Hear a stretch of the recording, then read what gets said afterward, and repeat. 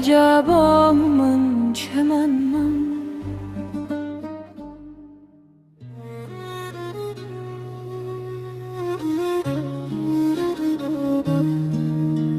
ای خواجه نمیبینی این روز قیامت را، ای خواجه نمیبینی این خوشقد و قامت را.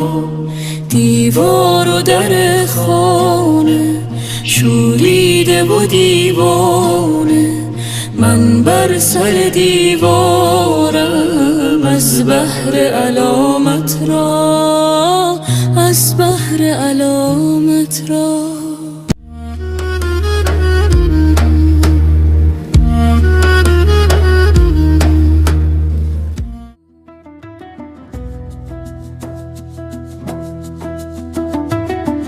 تو مسافر شده ای تا که مگر سود کنی، من از این سود حقیقت به مگر می نروم.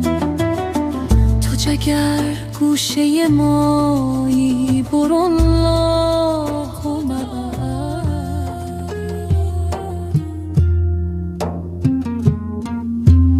به 200 بام برایم، به 200 دام درایم، چه کنم آهوی جانم سر صحرای تو دارم.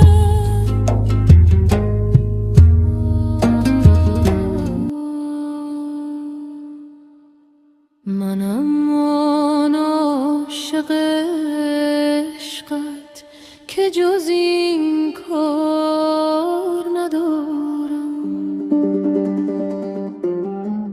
که بر آن کس که نه عاشق به جز این کار ندارم.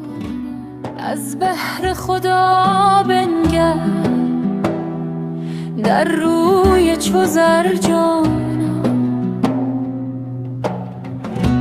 هر جا که روی ما را با خویش ببر جان.